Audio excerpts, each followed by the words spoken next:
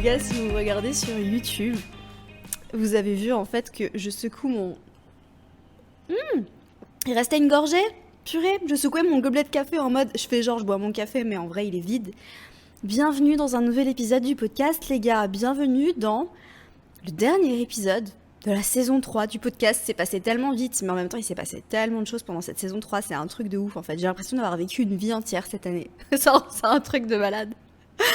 Non, c'est le dernier épisode parce que il faut bien qu'on termine la saison au bout d'un moment, et je vous avoue que votre petite lune en gémeaux préférée, elle a besoin de se reposer aussi. Voilà, elle parle beaucoup et là je me sens tellement dépassée par les événements, je me sens dépassée par la vie en fait. Mais c'est surtout parce que j'enchaîne 2 lancements là en moins d'1 mois. C'est assez hardcore. Ouais, je suis fatiguée et en fait, je vais pas vous mentir, mais j'ai failli pas enregistrer l'épisode aujourd'hui parce que je suis épuisée. Je suis épuisée, j'ai besoin de prendre quelques jours off, j'ai besoin de déconnecter pour de vrai. Parce que j'ai vraiment tout donné pour Astrosex, les gars. Genre, vraiment, vous êtes pas prêts de tout ce que je vous ai mis dans ce workshop. Si t'as pris Astrolove et que t'as kiffé, Astrosex, c'est next level. C'est next level. Parce qu'en fait, tu vois, Astrolove, c'était mon premier workshop. Un peu, je testais un peu le format, je me cherchais un peu. Et du coup, c'est le même format, mais encore mieux.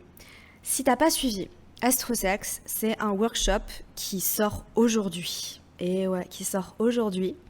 Pour t'aider à te sentir plus épanoui, redécouvrir ta sexualité grâce à ton thème astral. C'est pas incroyable?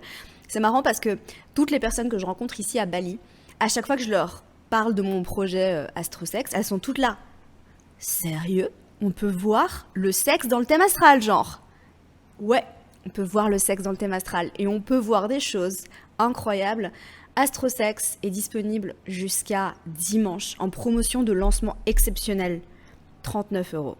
Il sera plus jamais à ce prix-là, je tiens juste à vous dire un truc. C'est que, et je m'y tiens, quand je lance un produit, il y a toujours une promo de lancement exceptionnelle et il sera plus jamais à ce prix-là. Il sera plus jamais à 39 €.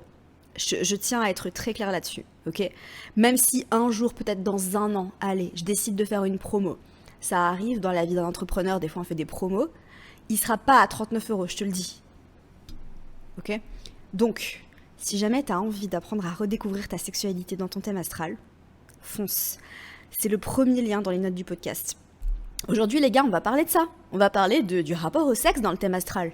Parce que oui, on peut voir tellement de choses dans le thème astral. D'ailleurs, j'ai fait un post qui a un peu...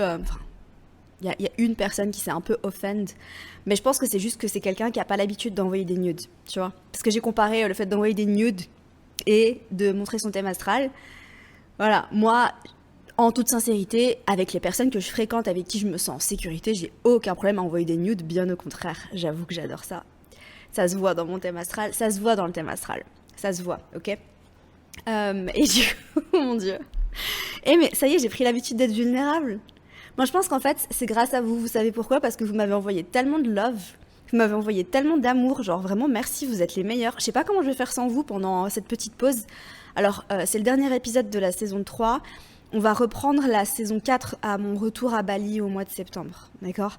Là, je vais aller en Europe, je vais passer du temps avec ma famille cet été. Et je vais pas filmer quand je suis là-bas, je vais pas enregistrer. Je me réserve le droit. Une petite wild card, tu vois, je me réserve le droit de faire une petite capsule d'été comme j'ai fait l'année passée. Peut-être pas pendant 1 mois, parce que clairement les 30 jours, je les ai même pas fait l'année passée, je crois. J'ai pas tenu 1 mois, j'ai pas réussi parce que c'était trop intense, les gars. Faire un épisode de podcast par jour, surtout qu'ils étaient censés durer 5 minutes, mais les épisodes, ils duraient 40 minutes. Donc va les écouter parce qu'ils sont top, genre vraiment, ils sont pépites. Mais vous m'aviez tellement manqué que j'ai pas pu m'empêcher. Je me réserve le droit de faire une petite capsule, mais peut-être que je ferai genre une pod week. Tu vois, peut-être que sur 1 semaine, je ferai un épisode par jour en mode summer estival. Je pense que je vais le faire en vrai. En vrai, je te dis comme ça. Et genre, je me sens un petit peu excitée par cette idée. Du coup, je pense que je vais le faire, mais je promets rien. Voilà, je promets rien. Alors, comment est-ce qu'on détermine ton rapport à la sexualité dans ton thème astral? Il y a pas mal de points différents et tout ça c'est expliqué en détail dans Astrosex bien évidemment. Le workshop il est constitué exactement comme Astrolove. D'ailleurs si tu t'es pas procuré Astrolove et que tu as envie de te procurer Astrolove, tu peux te le procurer avec Astrosex bien évidemment. C'est tout simplement des vidéos dans ton espace membre. Et en fait, il y a très peu de théorie parce que c'est vraiment... En fait, je les ai appelés workshop. La traduction de workshop, c'est atelier, mais je trouve que ça sonne mieux en anglais, comme toujours. Et c'est un atelier dans le sens où c'est vraiment plus de mise en pratique que de blabla théorique. Voilà, donc les vidéos, elles sont assez courtes, elles durent entre 8 et 10 minutes en général, d'accord? Il y en a une dizaine, il me semble, quand même. Et attends, il y en a 10, ouais, peut-être 8, je sais plus. Et en fait, je te donne la méthodologie, je te donne les explications dans les vidéos, c'est court, c'est droit au but, c'est pas comme le podcast où je pars dans tous les sens, c'est vraiment genre tac tac tac tac tac tac tac. Après c'est à la sauce Amina, donc évidemment c'est fun, c'est nanana. Et ensuite tu as un workbook à chaque module. Je les ai appelés chapitres parce que je trouvais que c'était plus sexy. Voilà, je trouve que c'est plus sexy, genre chapitre 1, Mars, tu vois, je trouvais ça stylé. Bref, tu me diras ce que t'en penses. Et bref, en gros les chapitres c'est des modules quoi. Et tu as un workbook que tu télécharges. Et chaque workbook fait plus de 30 pages parce qu'il y a plein de choses qui sont détaillées, des exercices, il y a des questions introspectives. Et en fait, je détaille les placements et je t'invite à faire ta propre interprétation avec l'interprétation, à réfléchir à ta vie, etc. Donc c'est vraiment hyper interactif. C'est génial, franchement. Mais c'est incroyable. Franchement, quand moi je commençais à m'intéresser à l'astrologie, j'aurais trop aimé avoir un truc comme ça. Je dis ça, je dis rien. J'aurais trop aimé avoir un truc comme ça. Et du coup, on va étudier 4 placements en particulier. La première chose, c'est Mars. Tu t'en doutes, peut-être tu as déjà sûrement entendu que Mars, dans le thème astral, c'était une planète qui parlait de sexualité. Donc, on vient étudier Mars, bien évidemment, comme je l'explique dans le workshop, Mars représente bien plus de choses que juste la sexualité dans le thème astral, d'accord ? Ça représente ta manière de passer à l'action, l'énergie yang, etc., etc. Mais on l'étudie vraiment avec un focus sur la sexualité, ok ? Donc Mars. Ensuite, on vient étudier la maison 5, la maison 8 et l'astéroïde Eros. Voilà, et c'est la petite nouveauté en fait, parce que c'est vrai que j'ai pas souvent parlé de ce type d'astéroïdes qui sont quand même des astéroïdes récemment découverts, avec lesquels on a moins de recul, moins d'expérience. Mais je t'ai quand même fait un petit truc assez sympa avec Eros, tu me diras. Franchement, j'ai trop hâte d'avoir vos retours parce que je pense que ça peut être super intéressant. À prendre avec beaucoup de recul, d'ailleurs, je le mentionne dans le workshop, parce que on a beaucoup moins de recul sur l'interprétation d'Eros qu'on en a sur Mars, Pluton, etc. D'accord, et même avec les maisons. Mais je pense que ça peut quand même être très intéressant. La maison 5 et la maison 8, on vient les étudier différemment parce que la maison 5, tu le sais probablement, c'est la maison du plaisir, du divertissement, du fun, c'est la maison du kiff, c'est la maison du dating aussi. Et du coup, la sexualité dans la maison 5, c'est surtout de la sexualité pour s'amuser, c'est de la sexualité pour prendre du plaisir. C'est cette sexualité rayonnante, tu vois.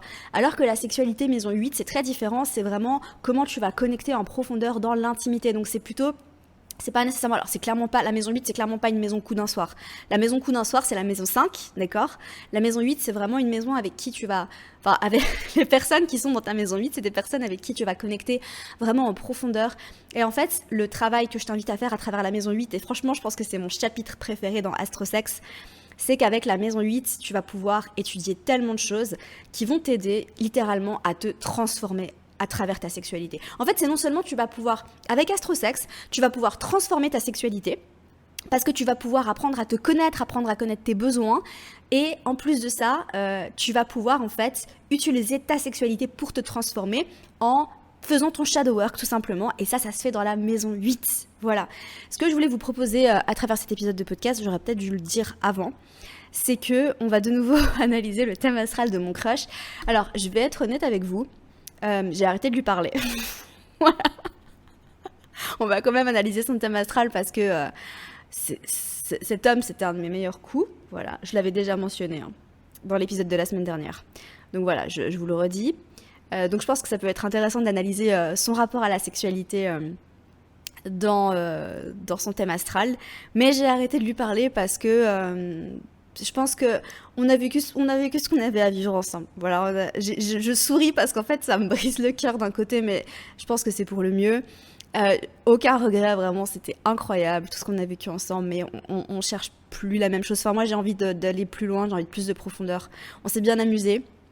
On a été autant dans la maison 5 que dans la maison 8, je dirais, parce que ça c'était vraiment très profond, très intense. Enfin, il m'a apporté beaucoup de choses. Il m'a apporté énormément de choses, vraiment, et il m'a aussi aidé à assumer plus de choses, à me transformer, à vivre des choses extraordinaires. Enfin, je l'ai mentionné dans l'épisode de la semaine dernière, donc dans mes anecdotes astro, je parle de lui en particulier. Enfin, je parle pas que de lui, mais je le mentionne.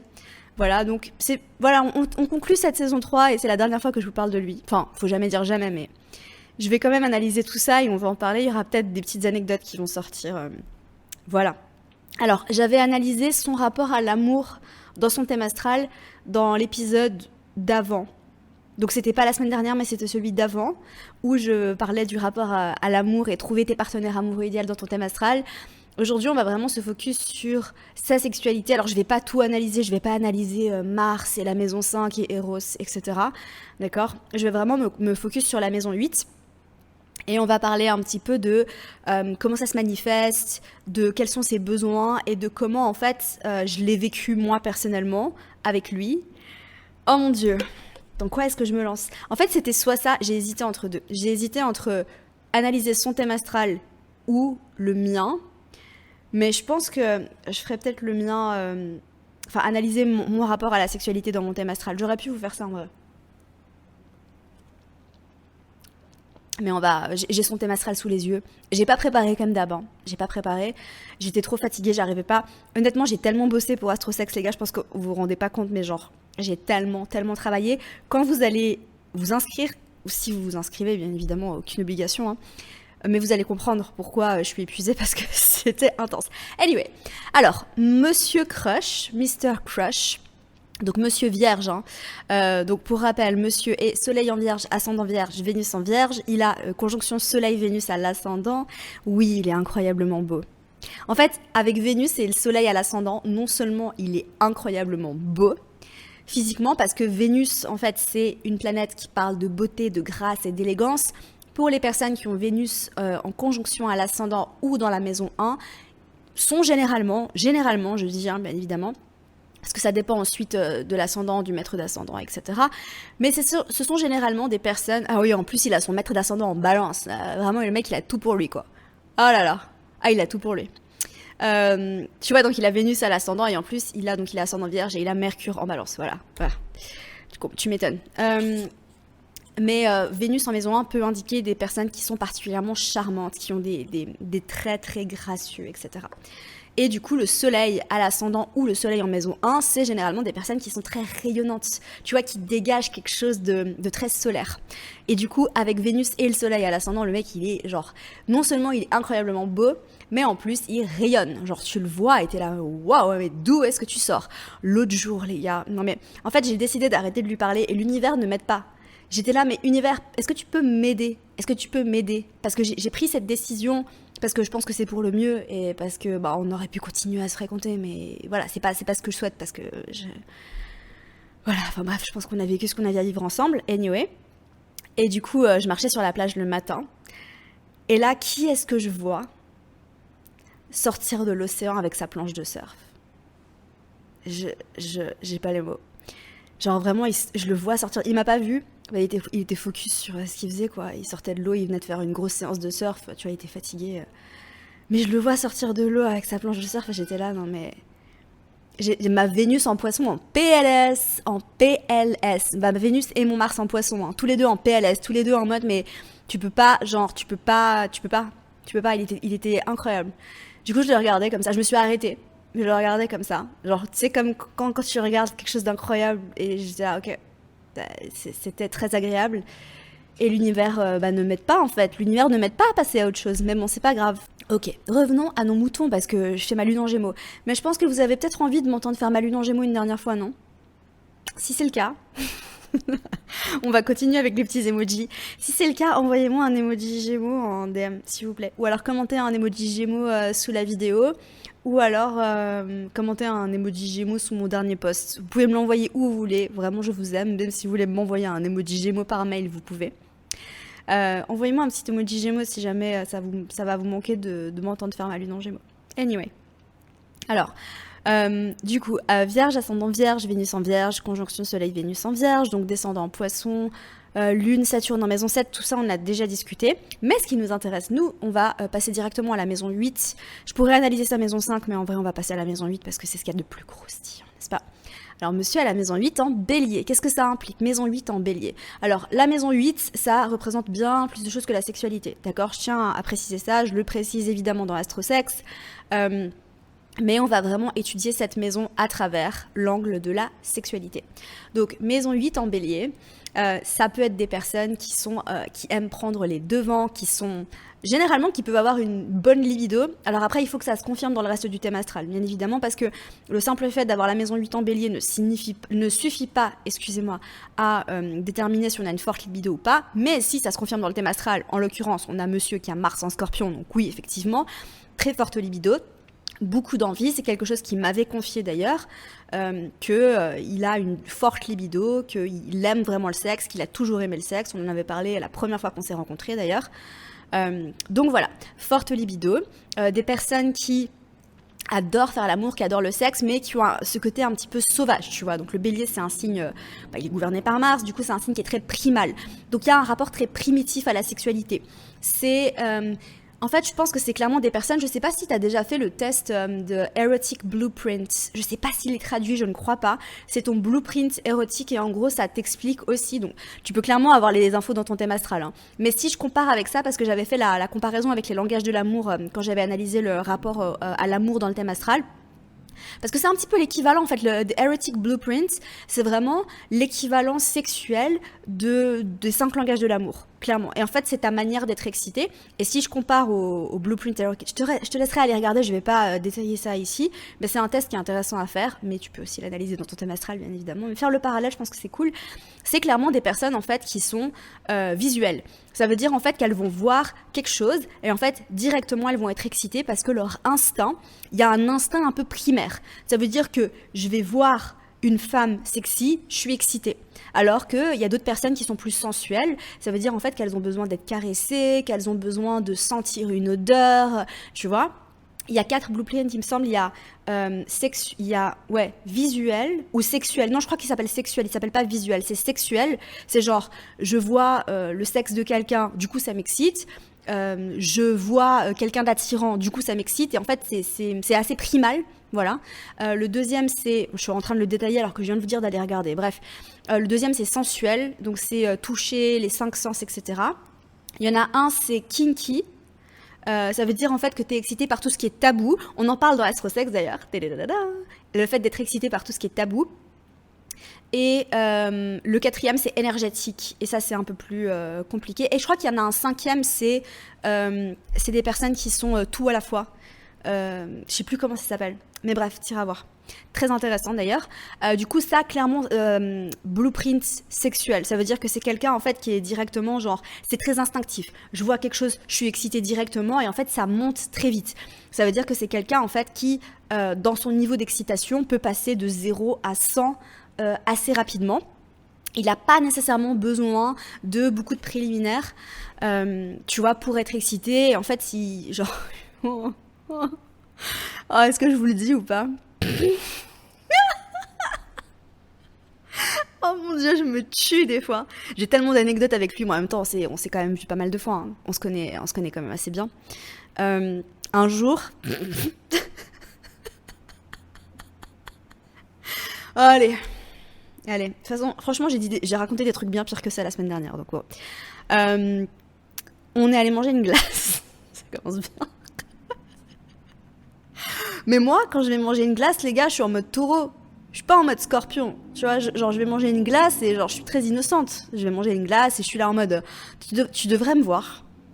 Moi, quand je mange, tu devrais me voir parce que je suis hyper taureau. Quand je mange un truc bon, je suis vraiment genre, je suis à fond. Je suis vraiment à fond, je suis là. Et je fais pas exprès, tu vois, mais c'est ma manière d'être en fait. C'est genre vraiment quand je mange un truc, je suis genre là, c'est orgasmique en fait, littéralement. Je suis très très connectée à ça. Et du coup, je mangeais ma glace, mais genre, j'étais juste moi-même, quoi. Je mangeais ma glace, je faisais ma life, tu vois. Genre, j'avais pas d'intention spécifique de l'exciter. On est rentré à la maison, devinez ce qui s'est passé. Genre, le mec, il m'a sauté dessus. Genre, le fait de me voir manger ma glace, ça l'a mis en PLS. Voilà. Donc ça, c'est très maison 8 en bélier. Ça s'explique aussi par plein d'autres choses. Si jamais t'as Mars en bélier, maison 5 en bélier, maître de ta maison 8 en bélier, etc. Donc voilà, c'est des personnes aussi qui sont généralement qui aiment le sexe un peu animal. Ça veut dire que elles vont peut-être avoir envie de te tenir fermement. Elles aiment quand c'est un peu quand c'est un peu hard comme ça, tu vois. Donc ça peut être le cas. Je vais ni affirmer ni confirmer. Next, on passe à la suite. Donc ensuite, tu analyses la maison, donc même processus que pour l'analyse des maisons. Tu analyses la maison donc en signe, donc ici maison 8 en bélier. La deuxième étape, c'est analyser les planètes qu'il y a dans la maison. Ici en l'occurrence, il n'y a pas de planète dans la maison 8, donc on passe à la suite.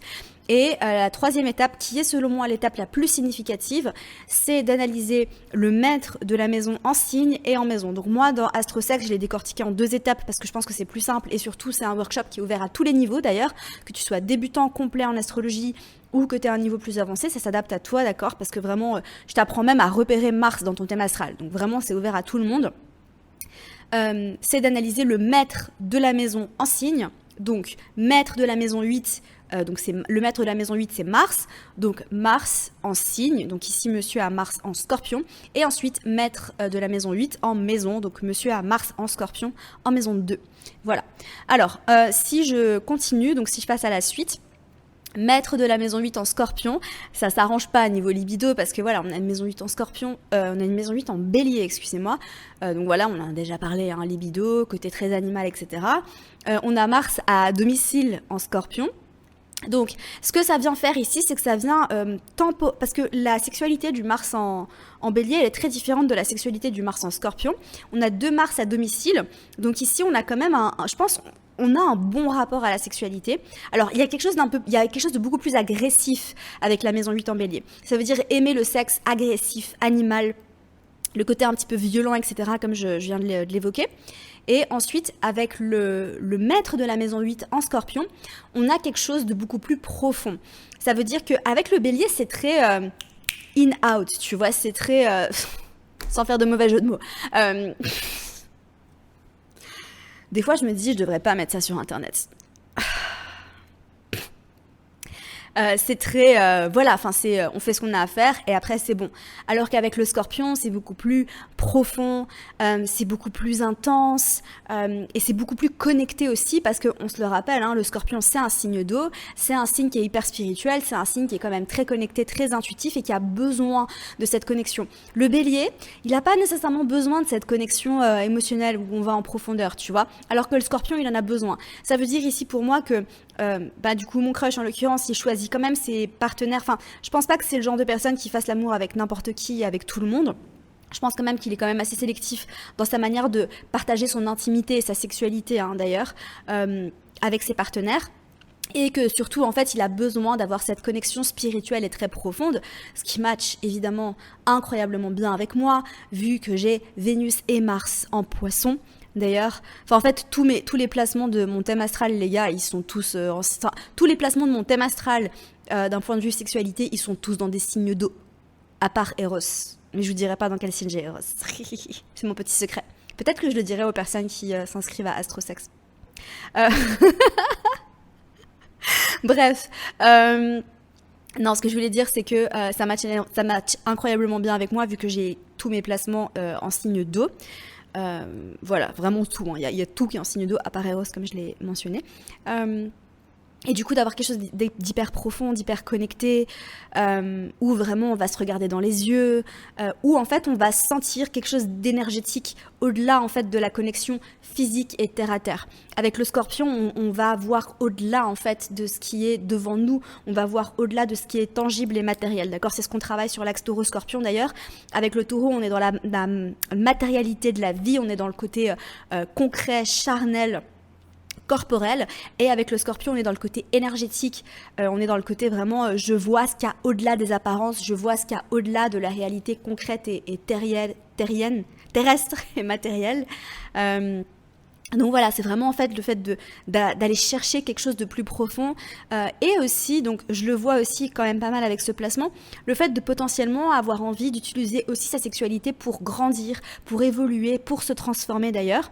Peut-être que si tu as ces placements-là, ça va te parler. Je parle de tout ça et j'explique tout ça en détail dans AstroSex, hein, bien évidemment, mais utiliser sa sexualité pour se transformer dans une recherche d'évolution, dans une recherche de questionnement sur soi, d'introspection avec le maître de la maison 8 en scorpion. Ensuite, je vais pas aller plus loin parce que voilà, time flies et aussi j'ai envie de vous laisser vous exercer par rapport à ça. J'ai pas envie de donner toutes les réponses. Parce que s'il y a des personnes qui ont ce placement-là, vous allez vous reconnaître, mais j'ai envie de vous laisser réfléchir aussi par vous-même, parce que c'est comme ça que vous allez pouvoir progresser en astrologie, n'est-ce pas ? Ensuite, maître de la maison 8 en maison 2. Ici, on a quand même quelqu'un qui a besoin de se sentir en sécurité. La maison 2, c'est une maison qui va parler de possession, de finances, etc. Mais c'est aussi une maison de valeurs et de sécurité. Donc, le besoin, en fait, de partager sa sexualité avec des personnes avec lesquelles on sent qu'on peut avoir les mêmes valeurs. Donc, en fait, avec le scorpion, il y a quand même quelque chose où on va pas s'ouvrir à n'importe qui. Le scorpion, il a en tant qu'archétype, libido plus, c'est un signe qui est très sexuel. Par contre, c'est pas du tout un signe qui a le désir de partager sa sexualité avec n'importe qui, parce que il y a quand même quelque chose qui fait qu'avec le scorpion, on a besoin de beaucoup d'intimité, on a besoin de se sentir pleinement en sécurité avec l'autre pour pouvoir s'ouvrir et se montrer dans toute sa vulnérabilité, parce que c'est quand même un signe qui a vraiment peur d'être trahi, d'être blessé, etc. et qui a tendance à vraiment se méfier énormément. Je vous apprends rien, j'ai l'impression, mais voilà. Et du coup, dans sa sexualité, ne pas partager ça avec n'importe qui, avec le scorpion, besoin de beaucoup d'intimité. Et avec le maître de la maison 8 en scorpion en maison 2, ça vient rajouter le fait que c'est quelqu'un qui a vraiment besoin de se sentir safe, qui a besoin de se sentir en sécurité avec ses partenaires, avec les partenaires avec qui il a des rapports, et qu'il a vraiment besoin de sentir en fait que qu'il peut se livrer pleinement et qu'il va pas être trahi, etc. Et je pense que ça match bien parce que il a dû sentir. D'ailleurs, il est un peu psychique. C'est intéressant. Il est un peu psychique. Et il a dû sentir en fait que mon énergie était quand même très... J'ai une énergie qui est très très poisson quand je suis avec des partenaires amoureux, évidemment, parce que j'ai Vénus et Mars en poisson en maison 12, tu m'étonnes. Et j'ai la maison 5 en cancer. Enfin voilà, il y a plein de choses dans mon thème astral qui font que quand je suis...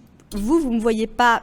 Peut-être que vous me voyez... je pense pas que vous voyez vraiment beaucoup cette facette de moi, mais c'est vrai que quand je suis en date ou quand je suis avec des personnes que j'aime ou quand je connecte de cette manière-là avec des partenaires amoureux sexuels, je suis très très poisson. Voilà, je suis beaucoup dans cette énergie d'abandon, de lâcher prise. C'est une énergie qui est très féminine aussi, c'est une énergie qui est très spirituelle, très énergétique, où je vais vraiment connecter en profondeur. Et je pense que ça se ressent, clairement lui il le sent. Et du coup il a dû sentir cette énergie-là et sentir en fait qu'il pouvait s'abandonner, qu'il pouvait être pleinement lui-même et qu'il pouvait... qu'il était suffisamment en sécurité. D'ailleurs c'est vrai qu'il me l'a dit plusieurs fois, mais... parce qu'on s'est dit beaucoup de choses quand même. Enfin, je veux dire, on a vécu une relation qui était super forte, même si c'était pas...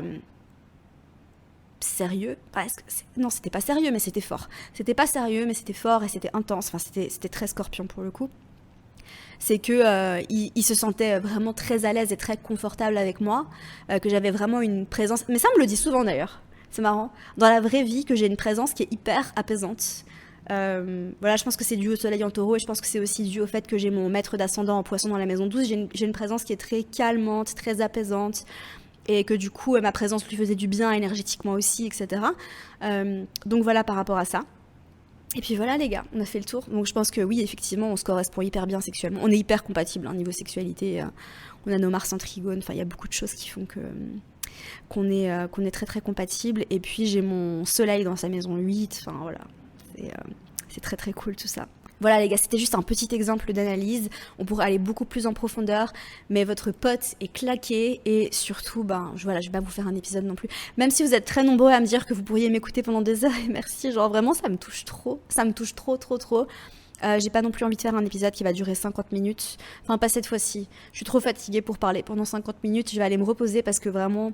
Si vous prenez Astrosex, vous allez voir à quel point j'ai mis toute mon âme dedans. Voilà, encore une fois, Astrosex est disponible d'aujourd'hui. Donc si tu m'écoutes mercredi, il est disponible dès aujourd'hui. Jusqu'à dimanche 14 juillet en promo exceptionnelle de lancement à seulement 39 €. Et puis dès lundi minuit, le tarif augmente. Et oui, je change le tarif. Je suis à Bali les gars. Donc clairement, à minuit, moi je change le prix. Donc comptez pas sur le fait que... Non. Voilà, bref, c'était une petite blague, c'était pas drôle. Je pense que j'ai plus de ressources là. Je vais aller me reposer ou je vais aller marcher sur la plage, mais j'ai pas envie de vous laisser, vous allez trop me manquer. Vraiment, j'arrive pas à croire que c'est déjà la fin de la saison 3. Et en même temps, je pense que ça va me faire du bien de me ressourcer, de me reposer. Mais voilà, j'ai besoin de me reconnecter à ma créativité. Ça fait du bien, une petite pause. Et voilà, comme je l'ai dit, je me réserve le droit. Je pense que je vais le faire. Je pense que je vais faire une capsule, mais je vous promets rien. Vous allez trop me manquer. En fait, j'ai toujours c'est du FOMO. Je sais pas si c'est du FOMO. Mais quand je pars comme ça, j'ai toujours peur qu'on m'oublie. J'ai toujours, mais vous allez pas m'oublier, vous me promettez que vous allez pas m'oublier. J'attends vos petits emojis Gémeaux, s'il vous plaît. Genre, venez une dernière fois me faire mes petits. Par contre, j'arrête pas YouTube, hein. Ça, c'est juste un truc. Alors, j'ai décidé, je vous l'annonce à vous, hein, je fais terminer la saison 3 du podcast. De toute façon, ça c'était prévu, hein, la saison 3, elle dure de septembre ou octobre. J'ai commencé quand, en septembre ou en octobre jusqu'à maintenant. C'est comme ça chaque année. La saison 4, c'est déjà la saison 4, j'arrive pas à le croire. Elle durera de septembre jusqu'en juillet 2025. Damn. Voilà. Putain, le temps passe à une vitesse, les gars, c'est un truc de ouf. Donc, pause avec le podcast. Et puis, pause avec la newsletter. Ça, je suis encore en discussion avec moi-même. C'était très Gémeaux de dire ça, mais oui, je suis encore en discussion avec moi-même. Donc, je vais voir si je fais une pause avec la newsletter ou pas. Mais j'ai vraiment besoin de... J'ai besoin d'une pause, les gars. Je pense que j'ai besoin de prendre quelques jours de vacances aussi. Ça, c'est très, très, très clair. Mais par contre, j'arrête pas YouTube. Voilà, YouTube, on continue. Et puis Instagram, on verra.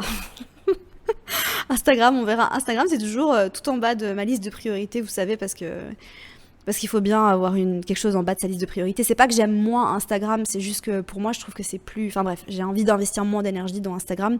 C'est le réseau social dans lequel je me sens le moins... J'ai envie de commencer un compte TikTok. Genre la meuf, elle est là, ouais, j'ai envie de prendre une pause, j'ai envie d'arrêter. Et après, elle est là, ouais, j'ai envie de commencer un compte TikTok. Mais écoutez, j'aime trop ce que je fais, genre j'arrive pas. J'aime trop ce que je fais, mais je vais voir. En tout cas, si je fais un compte TikTok, je pense que ce sera en anglais. Parce que c'est vrai que ici, je rencontre trop de monde à Bali. Et en fait, je parle de ce que je fais, ils sont là, oh, trop cool, j'ai envie d'aller te suivre, j'ai envie d'aller écouter tes podcasts, etc. Et je suis là, ouais, c'est en français. Et ils sont là, ah, mais pourquoi tu fais pas en anglais? Je fais, mais gars, tu crois que j'ai le temps de faire en français et en anglais? Genre, ça va pas la tête? Non, j'ai pas le temps et non, je vais pas arrêter de faire en français, donc bye. Par contre, je pourrais faire un TikTok vite fait en anglais. Je vais en discuter avec moi-même. Je vais me faire une petite réunion avec moi-même. Voilà. T'imagines la réunion entre Gémeaux? Je crois que j'avais fait un réel un jour là-dessus. Bref, j'arrête de parler. J'arrive pas à vous laisser. Bref, je vous aime. C'est décidé, on arrête. Prenez soin de vous, buvez beaucoup de café, prenez soin de vous surtout, prenez soin de votre santé mentale, prenez soin de votre santé physique et kiffez votre été. C'est la meilleure saison de l'année, je veux rien savoir. L'été, c'est les gens qui aiment l'hiver, genre, je sais pas, je comprends pas. Mais vous êtes les bienvenus ici, hein, je vous aime, mais je peux pas vous comprendre. Mais je vous aime. Voilà, les gens qui aiment avoir froid et qui aiment pas l'été, je vous aime, mais je vous comprends pas. Voilà. Donc profitez de cet été, profitez de vos vacances si vous en prenez, profitez du soleil, profitez d'aller boire des verres en terrasse, c'est vraiment le best. Profitez d'aller à la mer, profitez de chiller, profitez d'aller lire un livre dans l'herbe. Oh, allez lire un livre dans l'herbe, incroyable. Buvez du café, buvez des ice latte d'ailleurs. Moi je bois toujours des cafés chauds parce que je suis pas trop team ice latte, j'avoue. Mais voilà. Bref, cette fois je vous laisse. Je vous fais plein de bisous et puis je vous dis au mois de septembre ou avant pour la Pod Week. Bye!